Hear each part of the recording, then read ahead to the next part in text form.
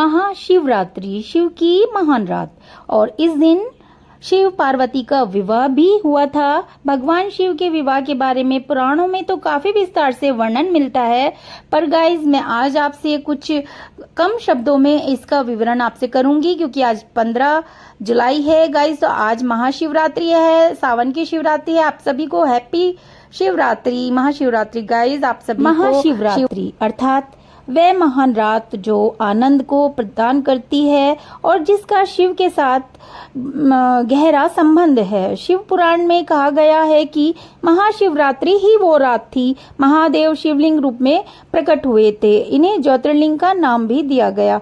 उस दिन शिवलिंग के प्रारंभ और अंत का कोई पता नहीं था गाइस। यहाँ तक कि ब्रह्मा और विष्णु भी शिवलिंग के छोर तक पहुंच जाने में असंभव थे। शिव का यही स्वरूप महाशिव कहलाया। और जो रात महाशिवरात्रि, पौराणिक कथाओं के अनुसार इस दिन शिव और पार्वती का विवाह भी हुआ था गाइस। भगवान शिव के विवाह के बारे में पुराणों में तो काफी विस्तार से वर्णन मिलता है। कुछ कम शब्दों में हम इस प्रकार इसको आपसे शेयर करेंगे गाइस। पौराणिक कथाओं के अनुसार भगवान शिव ने सबसे पहले सती से विवाह किया था। भगवान शिव का यह विवाह बड़ी जटिल परिस्थितियों में हुआ था गाइस, क्योंकि सती ने शिव को अपना पति मान लिया था, लेकिन उनके पिता जो राजा दक्ष थे वो इसके बिल्कुल खिलाफ थे। हालांकि उन्होंने अपने पिता ब्रह्मा के कहने पर सती का विवाह भगवान शंकर से कर दिया। राजा दक्ष ने दिव्य यज्ञ में अपने दामाद भोलेनाथ शिव जी को आमंत्रित नहीं किया और सभी देवताओं के समक्ष उनका अपमान किया। और पति का इस तरह से तिरस्कार देखकर देवी सती ने यज्ञ में कूदकर आत्मदाह कर लिया था गाइस। और किस प्रकार हुआ माता का विवाह शिव जी के साथ। सती के वियोग में शिव घोर तपस्या में लीन हो गए। वहीं देवी सती ने राजा हिमवान के घर पार्वती के रूप में जन्म लिया। उस समय तरकासुर नाम के राक्षस का आतंक बढ़ चुका था। उसे ब्रह्मा जी से वरदान प्राप्त था कि उसकी मृत्यु शिव की संतान के हाथों से ही हो सकती है। सभी ने शिव से पार्वती संग विवाह करने की गुहार लगाई, लेकिन भगवान शंकर मान ही नहीं रहे थे गाइस। पार्वती जी के महादेव को पाने के लिए भूखे प्यासे तप में जुटी हुई थी। पार्वती के प्रेम को परखने और उनकी तपस्या भंग करने के लिए शिव जी ने कई बार प्रयास किए, लेकिन देवी का तस से मस नहीं हुई। पार्वती समर्पण देखकर और संसार की भलाई के लिए शंकर भगवान देवी पार्वती से विवाह करने के लिए तैयार हो गए गाइस।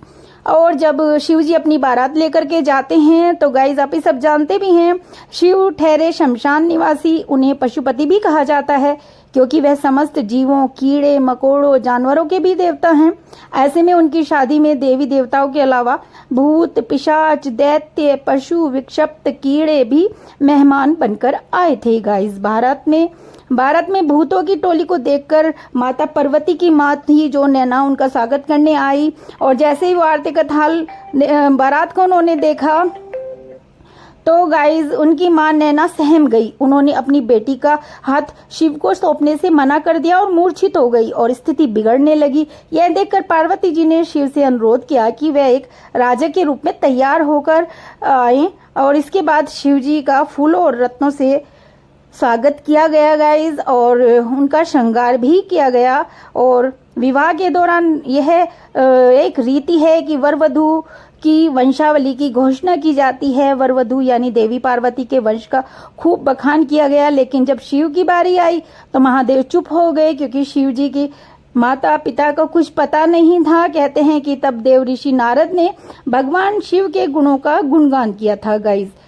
और गाइज ये बताना भी जरूरी है कि अगर किसी भी तरह की जो है इसमें हमसे तुष्टि हो गई हो और मतलब गलत तरीके से हमने आपको ये बात बता दी हो तो उसके लिए क्षमा, क्योंकि अलग अलग सबके होते हैं विचार और सब अलग अलग तरह के वेदों से पढ़ते हैं तो अपनी धारणाएं अलग। और गाइस महापुराण में ये बताया गया है कि जब सती खुद को अग्नि में भस्म कर लेने का विचार करती हैं और ये समाचार शिवजी के पास पहुंचता है, तब शिवजी ने वीरभद्र को भेजा। उन्होंने वहां जाकर यज्ञ को विध्वंस कर डाला और सभी देवताओं को उनके अनुसार, उनके कर्म के अनुसार फल दिया। सती ने मरते समय शिव से ये वर मांगा कि वे हर जन्म में आप ही मेरे पति हों। इसी कारण उन्होंने हिमाचल के घर दोबारा जन्म लिया पार्वती के रूप में गाइज। और जब से पार्वती हिमाचल के घर में जन्म लिए तब से ही उनके घर में सुख और संपत्तियां का विस्तार हो गया। पार्वती जी के आने से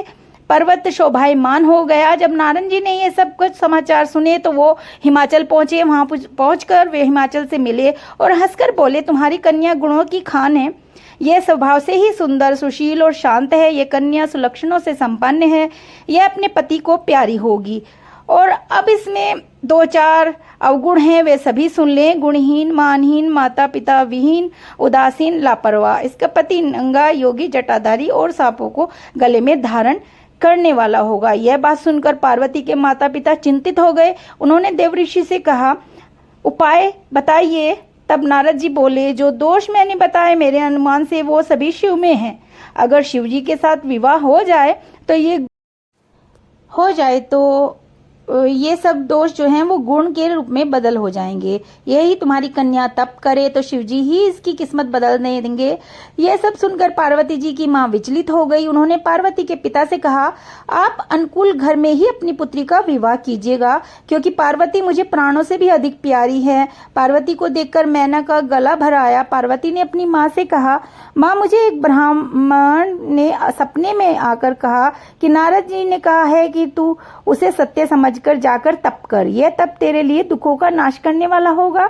उसके बाद माता पिता को बड़ी खुशी से पार्वती जी ने समझाया और पार्वती जी ने शिव को पति के रूप में पाने के लिए तपस्या आरंभ कर दी।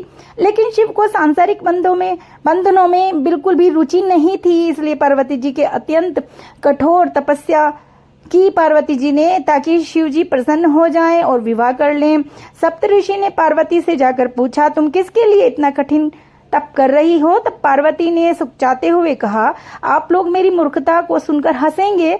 मैं शिव को अपना पति बनाना चाहती हूँ। पार्वती जी की बात सुनकर सभी ऋषि हंसने लगे और बोले कि तुमने उस नारद का उपदेश सुनकर शिव को अपना पति माना है, जो सब कुछ चौपट कर देता है। उनकी बातों पर विश्वास करके तुम ऐसा पति चाहती हो जो स्वभाव से उदासीन, गुणहीन, निर्लज, बुरे वेश वाला, बिना घर वाला, नंगा और शरीर पर नागों को धारण करने वाला है। ऐसे वाला है। पर तब पार्वती उनकी बात सुनकर बोली, कहा कि मेरा हट भी पर्वत के ही समान मजबूत है। मैं अपना यह जन्म शिव के लिए हार चुकी हूँ। मेरी तो करोड़ों जन्मों तक यही जिद रहेगी। पार्वती की ये बात सुनकर सभी ऋषि बोले, आप माया हैं और शिव भगवान, आप दोनों समस्त के जगत के माता पिता हैं। यह कहकर सप्तऋषि पार्वती को प्रणाम करके वहां से चले जाते हैं। वर्षों तपस्या करने के बाद एक दिन पार्वती जी के पास एक ब्रह्मचारी आया। वह ब्रह्मचारी तपस्विनी पार्वती का जो आज्ञा स्वीकार करने से पहले बोल उठा, तुम्हारी जैसी सुकुमारी क्या तपस्या के योग्य है? मैंने दीर्घ काल तक तप किया है। चाहो तो मेरा आधा या पूरा तप ले लो, किंतु तुम इतनी कठिन तपस्या मत करो। तुम चाहो तो त्रिभुवन के स्वामी भगवान विष्णु भी। किंतु पार्वती ने ऐसा उपेक्षा का भाव दिखाया कि ब्रह्मचारी 2 क्षण में के लिए भी नहीं रुका और चला गया। फिर बोला, योग्य वर में 3 गुण देखे जाते हैं, सौंदर्य, कुलीनता और संपत्ति। इन तीनों में से शिव के पास एक भी नहीं है गुण। नीलकंठ, त्रिलोचन, जटाधारी, विभूति पोते, सांप लपेटे शिव में तुम्हें कहीं सौंदर्य दिखता है? उनकी संपत्ति का तो कहना ही क्या। नग्न रहते हैं, बहुत हुआ तो चर्म यानी कि कपड़ा लपेट लेते हैं। कोई नहीं जानता कि उनकी उत्पत्ति किस प्रकार हुई, यानी कि उनके माता पिता का भी कुछ पता नहीं है, घर वंश का कुछ पता नहीं है। ब्रह्मचारी पता नहीं क्या क्या कहता रहा, किंतु अपने आराध्य की निंदा पार्वती को अच्छी नहीं लगी। अतः वे अन्यत्र जाने के लिए उठकर खड़ी हो गई। अब शिव उनकी निष्ठा देखकर ब्रह्मचारी रूप जो उन्होंने लिया हुआ था उसको त्याग कर प्रकट हो गए और उनसे विवाह किया। जहां दृढ़ लग्न, कष्ट सहने का साहस और अटूट आत्मविश्वास हो वहां लक्ष्य की प्राप्ति अवश्य होती है। गाइस, हमें ये भी इससे शिक्षा मिलती है। पार्वती अपने तप को पूर्ण होते देखकर घर लौट आई और अपने माता पिता से कहा कि उन्होंने सारा वृतांत उनको कह दिया। अपनी दुलारी पुत्री को कठोर तपस्या से फलीभूत होता देखकर माता पिता के आनंद का भी कोई ठिकाना नहीं रहा। उधर शंकर जी ने सप्त ऋषियों को विवाह का प्रस्ताव लेकर हिमालय के पास भेजा और इस प्रकार वे विवाह की शुभ तिथि निश्चित कर आए। क्योंकि लड़के पक्ष से ही विवाह का प्रस्ताव जाता है, सप्त ऋषियों द्वारा विवाह की तिथि निश्चित हो जाने के बाद भगवान शंकर जी ने नारद मुनि से सारे देवताओं को विवाहित में आने के लिए आमंत्रित किया और आदर पूर्वक उन्हें अपने गणों को बारात के लिए तैयारी करने का आदेश दिया। गाइस, उनके इस आदेश से प्रसन्न होकर गणेश्वर, शंख, कर्ण, केकाराक्ष, विकृत, विशाख, वृक्तानन, दुम्ब, कपाल, कुंडका, काकपदोदर, मधुपिंगम, प्रमद, वीर भद्रा आदि गुणों के अध्यक्ष अपने अपने गणों को साथ लेकर चल पड़े। नंदी, क्षेत्रपाल, भैरव आदि गणराज भी कोटि कोटि गुणों के साथ निकल पड़े। ये सभी 3 नेत्र वाले थे। सबके मस्तक पर चंद्रमा और गले में नीले चिन्ह थे। सभी ने रुद्राक्ष के आभूषण पहन रखे थे। सभी के शरीर पर उत्तम भस्म पुती हुई थी गाइस। इन गणों के साथ शंकर जी के भूतों, प्रेतों, पिशाचों की सेना भी आकर सम्मिलित हो जाती है। इनमें डाकनी, शाकनी, यातुधान, वेदाल, ब्रह्म राक्षस आदि भी शामिल थे। इन सभी के रूप, रंग, आकार, प्रकार, चेष्टाएं, वेशभूष, आभूषा, हाव भाव आदि सभी कुछ ज्यादा ही विचित्र थे गाइस। किसी के मुख नहीं था, किसी के बहुत से मुख थे। कोई बिना हाथ पैर के था तो किसी के बहुत से हाथ पैर थे।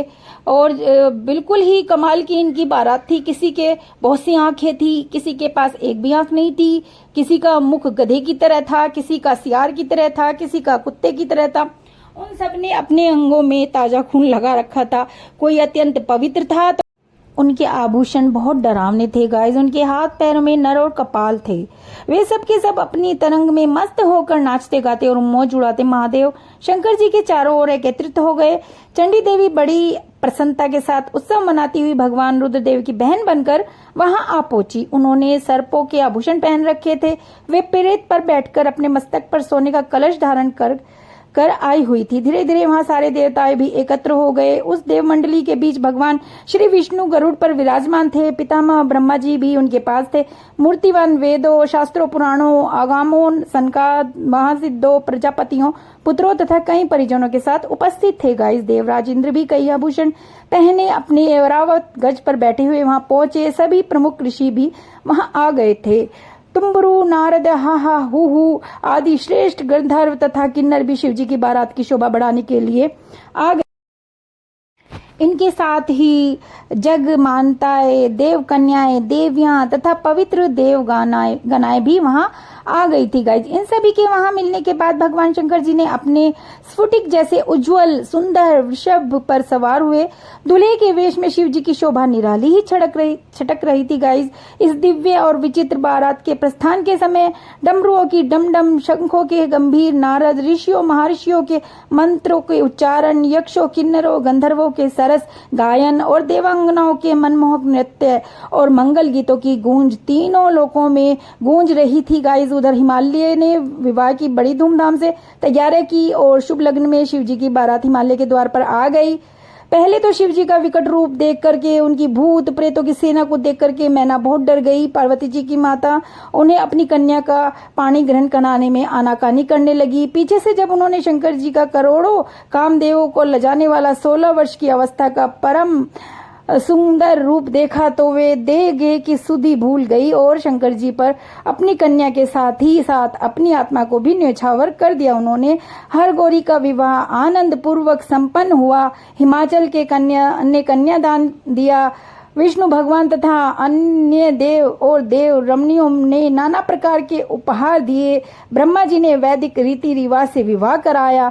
सब लोग बहुत ज्यादा उत्साह से भर गए और अपने अपने स्थानों को लौट गए। तो इस प्रकार से पार्वती जी और शिव जी का विवाह हो गया गाइज। और तभी से सब लोग इस दिन फास्ट रखते हैं गाइज। और शिव जी के मंदिर में जाकर के जो बेल पत्री होती है और फल फूल और सब कुछ चढ़ाते हैं और अपने मनों की मनोकामनाएं भी मांगते हैं, मन्नतें भी मांगते हैं। और शिव जी हर किसी की मन्नत पूरी करते हैं। वो देवों के देव हैं, महादेव हैं गाइस। तो इसी के साथ मुझे जितनी आती थी या जितनी मैंने बुक्स से, वेदों से ये कथा पढ़ी थी, आपके समक्ष लेकर मैंने वो प्रस्तुत की है। अगर कोई गलती हो गई हो तो उसके लिए क्षमा करिएगा।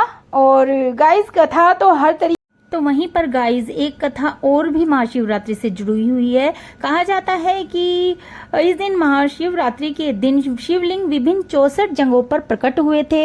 उनमें से हमें केवल 12 स्थान ही पता हैं और 12 ज्योतिर्लिंग के नाम से जाने जाते हैं। महाशिवरात्रि के दिन उज्जैन के महाकालेश्वर मंदिर में लोग दीप के दीप के स्तंभ लगाते हैं। दीप स्तंभ इसलिए लगाते हैं ताकि लोग शिव जी के अग्नि वाले अनंत लिंग का अनुभव कर सकें। यह जो मूर्ति है उसका नाम लिंगोद्भव है, यानी जो लिंग से प्रकट हुए थे, ऐसा लिंग जिसकी न तो आदि था और न ही अंत था गाइस। और महाशिवरात्रि को पूरी रात शिव भक्त अपने आराध्य का ध्यान करते हुए जागरण करते हैं। शिव भक्त इस दिन शिव जी का विवाह उत्सव मनाते हैं। और गाइज एक कथा समुद्र मंथन को लेकर भी इसी महाशिवरात्रि से ही जुड़ी हुई है।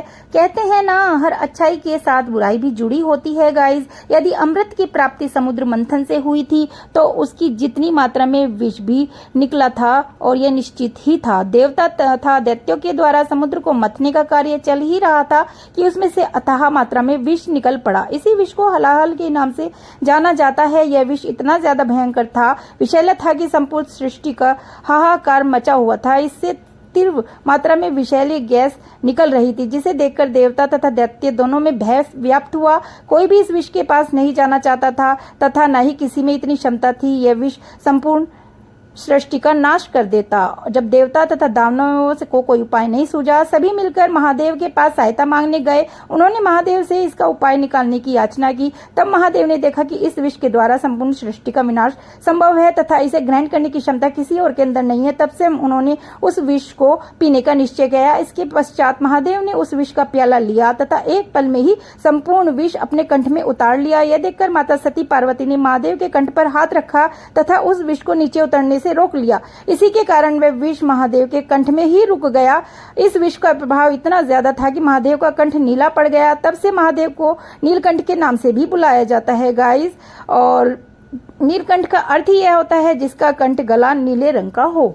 और गाइज लोग जैसे आजकल के सावन चल रहा है और कावड़ लेकर के जा रहे हैं, पानी जल लेकर के आते हैं, तो वो नीलकंठ भी जाते हैं। कुछ लोग नीलकंठ जाते हैं, कुछ लोग हरिद्वार से जल लेकर के आते हैं और अपनी यात्रा करते हैं। कोई नंगे पैर जाता है, कोई बड़ी कावड़ लेता है, कोई छोटी लेता है। उद्देश्य यही होता है गाइस। और आज तो एक वीडियो में देखा था मैंने कि पता नहीं कहाँ के वो बेटा था, उसने अपनी दादी और बाबा दोनों को कावड़ के रूप में बिठा रखा था और उनको यात्रा करा रहा था। तो देखकर मन आनंदित हो गया कि आज भी श्रवण कुमार यहाँ हमारे बीच जीवित हैं। और इसी तरह तो ये धरती रुकी हुई है गाइस। कुछ लोग अच्छे भी हैं यहाँ पर गाइस। तो गाइस इस कथा का यही उद्देश्य था और मेरा बहुत मन था कि आज के दिन मैं कथा खुद भी पढूं और आप लोगों से भी शेयर करूं।